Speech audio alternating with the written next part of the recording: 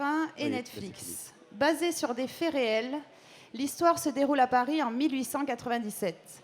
Une affaire peu connue du grand public, mais qui a secoué tout Paris à l'époque. Des costumes et des décors extraordinaires. Merci d'accueillir Stéphane Guillon, qui incarne Célestin Aignan dans la série, et Iris Buchet, la productrice.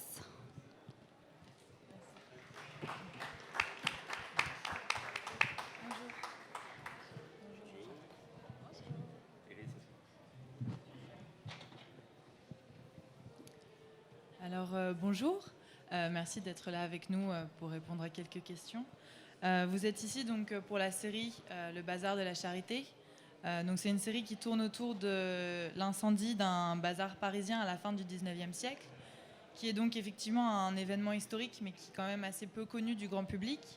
J'aimerais savoir pourquoi vous avez décidé de centrer votre série sur cet événement et en quoi il pouvait être peut-être intéressant à développer narrativement sous la forme d'une série.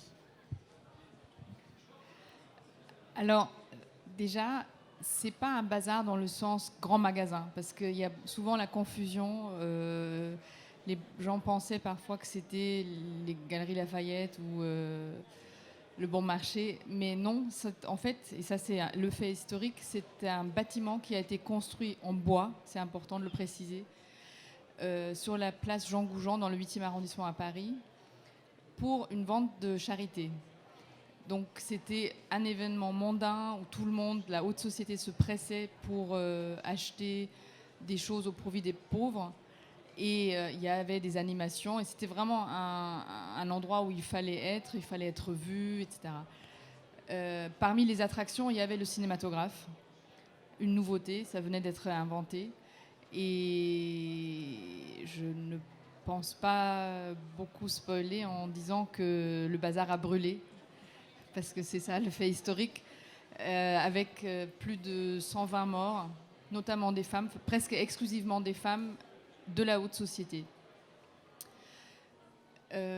Pourquoi on est parti sur cette histoire ? Parce que c'est un point de départ qui permet d'avoir des destins extraordinaires. C'est tellement dramatique ce qui est arrivé que on a choisi 3 destins de femmes, donc nos 3 héroïnes incarnées par Audrey Fleurot, Juliette de Bonnat et Camille Lou, dont le destin va être bouleversé par cet incendie à des niveaux divers et avec des conséquences donc dramatiques et très différentes. Voilà. D'accord, merci. Du coup, comme j'ai déjà dit et comme vous l'avez bien fait remarquer, ça s'inspire donc d'un fait divers qui s'est passé, donc un fait historique qui a été également relaté au niveau des livres d'histoire un peu oubliés, mais donc d'où vous êtes inspiré, qui a également ensuite été relaté dans une nouvelle par Pierre Morand, qui était un contemporain de la catastrophe. En fait, lui, ça l'a marqué quand il était petit, il avait 9 ans, je crois, et il est passé devant avec sa grand-mère au moment de l'incendie. Du coup, ça pose la question de l'adaptation. Comment on adapte des faits réels où commence la fiction, jusqu'à quel point on s'inspire donc des données historiques présentes et à quel moment vraiment on décide de romancer tout ça. C'était très important d'être dans le vrai par rapport à l'incendie. Donc on a travaillé avec une historienne, on a beaucoup potassé des livres d'histoire et en ce moment d'ailleurs à Paris il y a une exposition sous la canopée des Halles qui relate l'incendie, toute cette histoire tragique et qui raconte aussi la série qui est basée sur ce fait divers. Et quand je suis allée à l'inauguration de l'exposition il y a quelques semaines, j'ai été très contente de parler avec le commissaire de cette exposition qui m'a dit, qui avait vu les 2 premiers épisodes de la série et qui m'a dit tout ce que vous racontez est vrai. Donc je pense qu'on ne s'est pas trompé, on a respecté les faits tout en évidemment les utilisant pour raconter de la fiction. Voilà. D'accord. Et du coup, vous, Stéphane, vous incarnez donc dans la série le personnage qui va, disons, mener l'enquête sur cet incendie. Vous avez cherché son nom, j'ai vu. Oui. Sylvestre. Mais ce n'est pas moi qui l'ai. Aignan. Voilà. Et Sylvestre Aignan. Et donc dans les épisodes, moi j'ai eu la chance de voir les 2 premiers.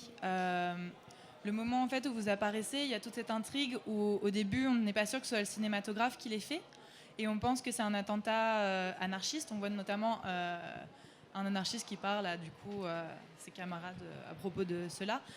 Du coup, c'est aussi, même si l'événement, il s'est avéré qu'il n'était pas politique en lui-même, vu que c'était un incendie accidentel, il s'est inscrit quand même dans un moment politique, un contexte politique qui était très fort. C'est celui un peu de ce fantasme de l'anarchiste terroriste, avec toute cette série d'attentats dont vous parlez, donc Sadi Carnot en 1994, mais qui a vraiment commencé dès 1892. Mais en même temps, vous avez un personnage d'anarchiste qui est présenté en héros dans le premier épisode. Est-ce que c'était important pour vous aussi de présenter peut-être une histoire plus nuancée que celle que l'historiographie a laissée de cette fin du 19e siècle par rapport à l'anarchisme français? La question est terriblement longue, donc Oui. du coup, j'ai oublié le... Non, mon personnage est un flic, et effectivement, il y a un moment où ils vont essayer de faire porter, tu me dis si je dis des conneries, ils vont essayer de faire porter le chapeau aux anarchistes, et Nyon, lui, ce qui l'intéresse, c'est la vérité. Il n'y a que ça qui l'intéresse. Si c'est les anarchistes, ce sera les anarchistes, mais si c'est pas eux, lui, ce qu'il veut, c'est trouver le coupable. Et très vite, il va s'opposer à ses supérieurs, à sa hiérarchie, parce qu'il n'a qu'un but, c'est la quête de la vérité. J'ai répondu à peu près ou... Oui, ça va. Ah oui. Oui, je voudrais rajouter un petit complément. En fait, on a trouvé, et c'était d'ailleurs un peu notre maître mot pour toute cette série, qu'il y avait, malgré le fait que ça se passe en 1897, c'est très moderne. Et le personnage interprété par Gilbert Melki, qui prépare son élection pour la présidence du Sénat, saute sur l'occasion, pour ainsi dire, en accusant les anarchistes pour en faire un sujet politique. Et on s'était quand même dit que, quelque part, ça pourrait se passer comme ça aujourd'hui. Et vous dites donc que la série est très moderne. Moi, il y a quelque chose aussi qui m'a marqué à propos de ça, au niveau de la modernité, c'est le fait que vous avez décidé de mettre en avant des femmes. Donc il faut savoir que c'est un drame qui a fait à peu près 130 morts, dont 120 femmes, seulement 5 hommes et 5 corps non identifiés. Est-ce qu'il y a pas mal de films aussi en fait dans ces sélections qui présentent des femmes, qui mettent des femmes en avant? Est-ce que c'était une volonté aussi de votre part, peut-être de redonner aux femmes leur place et leur légitimité dans l'histoire? Ouais. Clairement, c'est une série. On l'a présentée au Festival à La Rochelle il y a quelques jours, et j'avais fait un petit discours et je l'ai fini en disant c'est un drama féminin et féministe. Et ça, je le revendique complètement. Je pense que c'est aussi une responsabilité qu'on a, notamment quand on est une productrice femme, de mettre sur le devant de la scène des personnages féminins forts, ce qui est le cas avec nos 3 héroïnes. Donc oui, tout à fait. D'accord. Merci en tout cas d'offrir des fictions qui mettent des femmes en avant. Et merci beaucoup d'avoir répondu à nos questions. Désolée si elles étaient un peu longues et un peu alambiquées. Une dernière question. Qu'est-ce qui vous a motivé, vous, à faire ce projet? Qu'est-ce qui vous l'a vendu, cette série? Le scénario, avant tout. C'est déjà important, oui. C'est capital. Le fait que j'avais un personnage à défendre. Et puis ensuite, ça a été que de très belles surprises, parce que je me suis aperçu que à chaque poste, Iris avait choisi les meilleurs. C'est-à-dire qu'au niveau du costume, c'était incroyable, au niveau du décor, à tous les niveaux, au niveau de la lumière, le chef opérateur. Il y avait une alchimie, évidemment, le réalisateur, Alexandre Laurent. Il y avait une modernité, ça c'est très important, et vous allez le voir lors de la projection. Mais c'est ça, c'est un métier d'équipe, et quand on a la chance, finalement, de croiser que des gens passionnés, parce que pour faire ce métier, pour faire 8 fois 52 minutes dans les conditions dans lesquelles on les a tournés, qui étaient quand même en plein hiver, dans des décors naturels. Et parfois, on se levait souvent très tôt, il faisait parfois très froid. Voilà, c'est un métier physique. Hein. Moi, j'étais là que 20 jours, mais il y avait des gens qui étaient là tout le temps. Et donc, c'est forcément un métier de passion. Et moi qui suis issu du one-man show, qui ai l'habitude de travailler seul, pour moi, tout d'un coup, travailler avec des gens comme ça, autant investis, c'était, voilà, je vous dis, ce n'a été qu'une suite de rencontres et de belles surprises. Et cette ambiance, qui est orchestrée par Alexandre Laurent, parce que c'est comme dans les films de Chabrol, je veux dire, c'est le réalisateur qui met l'ambiance sur un film. Cette ambiance, ce bonheur qu'on a eu de travailler ensemble, il n'y a pas de secret, ça se voit à l'image. D'accord. Et du coup, effectivement, c'est un film, donc, pardon, c'est une série sur un fait historique qui s'est passé à Paris. Vous avez dit du coup que vous avez tourné dans des décors naturels. Vous avez tourné à Paris ou vous avez tourné également en studio, j'imagine, notamment. Je vais pour passer la la parole à scène Iris qui va mieux vous répondre que moi. D'accord.